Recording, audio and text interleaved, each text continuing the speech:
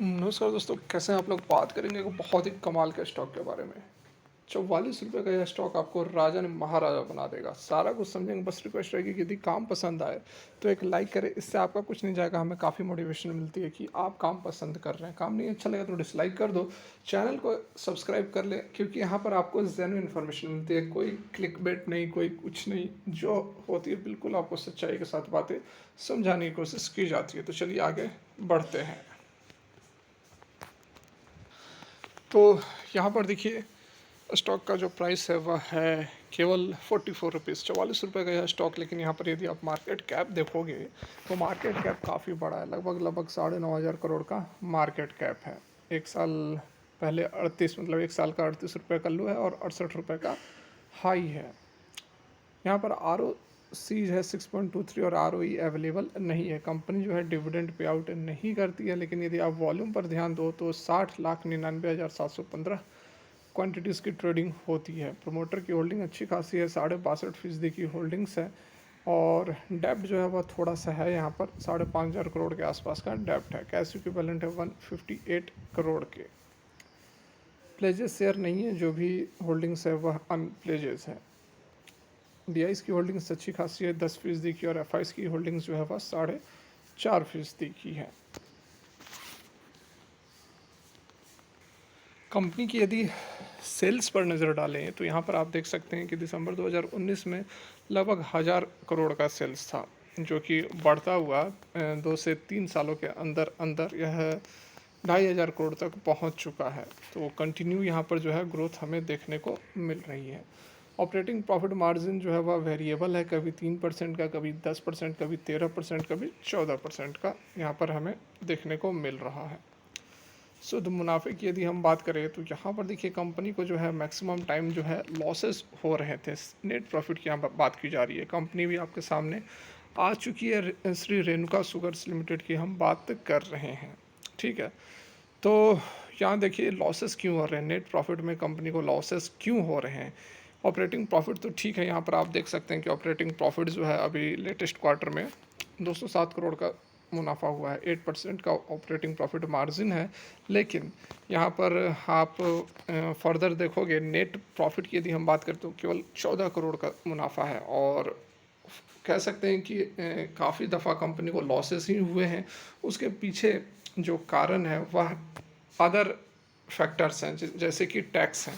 जैसा मैंने आपको दिखाया, 5,500 करोड़ के आसपास का कंपनी के ऊपर डेप्ट है। तो डेप्ट के कारण कंपनी को इंटरेस्ट पे आउट करना पड़ रहा है, टैक्स देना पड़ रहा है। टैक्स तो हालांकि डेप्ट का इशू नहीं है, लेकिन यहाँ पर आप देखो तो कंपनी को कितना टैक्स देना पड़ रहा है। तो अच्छा खासा 20%, 15% इस तरह के टैक्सेस कंपनी को पे आउट करने पड़ रहे हैं, जिसके कारण कि शुद्ध मुनाफा डाउन हो जा रहा है। इंटरेस्ट की यदि बात की जाए तो यहाँ पर जैसे मैंने आपको बताया कि 5-5,500 करोड़ का डेप्ट है। तो उसके कारण जो कंपनी इंटरेस्ट देना पड़ रहा है, कितना इंटरेस्ट दे दिया तो देखो 144 करोड़ का अभी कंपनी ने इंटरेस्ट दिया है। तो जिसके कारण कि इस जो शुद्ध मुनाफा है कंपनी का वह निगेटिव हो जा रहा है।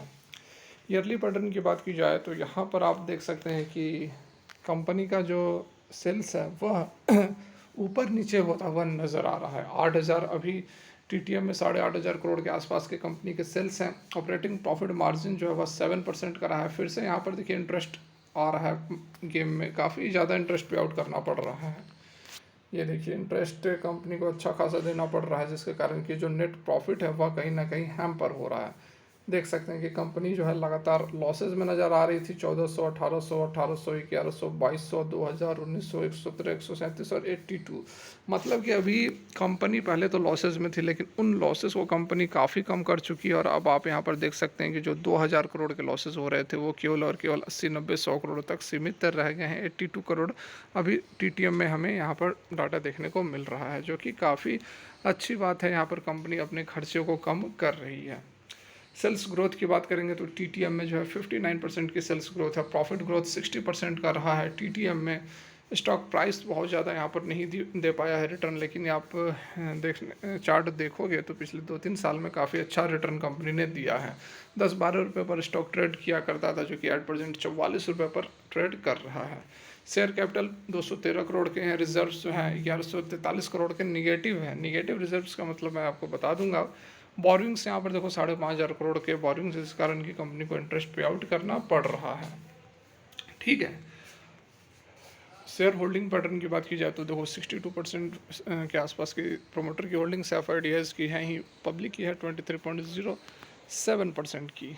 कंपनी जो है वह, तो यहाँ पर कंपनी यदि हम कामकाज की बात कर ले तो कंपनी के जो हैं 6 मिल्स हैं जिसके कि टोटल कैपेसिटी है 36,500 TCD।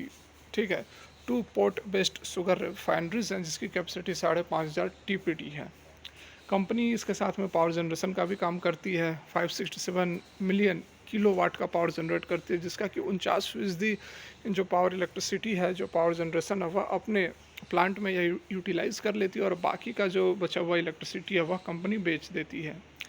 कंपनी जो है वह इथेनॉल भी बनाती है और उस इथेनॉल को कहाँ यूज़ करती है तो उसको ब्लेंड किया जाता है पेट्रोल के साथ। प्रोडक्शन कैपेसिटी जो है 730 किलो लीटर पर डे, जिसको KLPD कहते हैं। तो 730 kilo litre per day ethanol की कैपेसिटी है, जिसको कि कंपनी अभी एक्सपेंड करके 1400 KLPD करने वाली है। शुगर से जो रेवेन्यूज़ है कंपनी की वह 80% आती है और इथेनॉल से 11% आती है। डोमेस्टिक के अंदर जो है वह 36% रेवेन्यू जनरेट करती है और एक्सपोर्ट जो है वह 64% का होता है।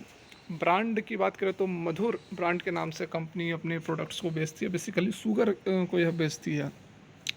कंपनी जो है वह मर्जर का भी प्लान कर रही है, इसकी जो सब्सिडरी है गोकक शुगर लिमिटेड, उसके साथ कंपनी जो है वह मर्ज होने वाली है। उसके साथ में फर्दर यहाँ पर देखिए कंपनी की बोरिंग्स वगैरह भी है। कंपनी को थोड़ी कर्ज की समस्या प्रॉब्लम्स हैं, जिसके कारण कंपनी अपने डेप्ट वगैरह है जिसको कि पे आउट करने में अभी डिवेंचर्स वगैरह का यूज़ कर रही है। देख सकते हैं डिवेंचर्स जो है रिडीम्ड है। कंपनी जो है वह लगभग 10 लाख के इच जो डिवेंचर्स है उसको रिडीम किया गया है और उससे अपनी कामकाज को कंपनी चला रही है। आगे का प्लान क्या है, तो जैसा मैंने आपको बताया कि 6,500 मिलियन जो है कंपनी इन्वेस्ट करने वाली है, 6,500 मिलियन रुपीज़ इथेनॉल कैपेसिटी को एक्सपेंड करने के लिए 720 KLPD से 1400 KLPD करने वाली है। तो देखिए कंपनी बहुत शानदार है, कंपनी काफ़ी बड़ी है और रिटर्न की यदि हम बात करें तो यहाँ पर आप देख सकते हैं कंपनी के रिटर्न पर यदि आप नज़र डालें तो मैक्सिमम पीरियड में यहाँ पर आप देख सकते हैं कि कंपनी कहाँ पर ट्रेड कर रहा था। तो 2021 में जनवरी के आसपास 10 रुपये पर ट्रेड कर रहा था। 22-23 2 साल के अंदर अंदर कंपनी 10 रुपये से 44 रुपये, मतलब 4 गुना कंपनी हो चुका है अपने शेयर होल्डर्स के पैसों को यदि इसमें इन्वेस्ट किए हुए होंगे तो 4 टाइम्स 2 साल के अंदर बहुत बड़ा रिटर्न है।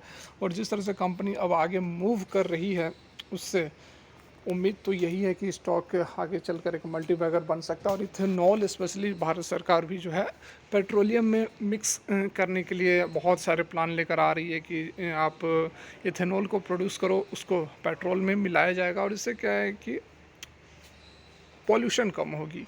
तो यह भी एक कंसेप्ट गवर्नमेंट ऑफ इंडिया का चल रहा है, जिसके कारण कि गवर्नमेंट मोटिवेट कर रही है जो भी इथेनॉल बनाती हैं जो कंपनियां वगैरह हैं। तो इस कारण से श्री रेणुका शुगर को भी काफ़ी बेनिफिट होने वाला है। स्टॉक आप देख ही लिए श्री रेणुका शुगर्स लिमिटेड। यदि यह प्रयास अच्छा लगा होगा तो लाइक ज़रूर करें, चैनल को सब्सक्राइब कर ले। Thanks for watching.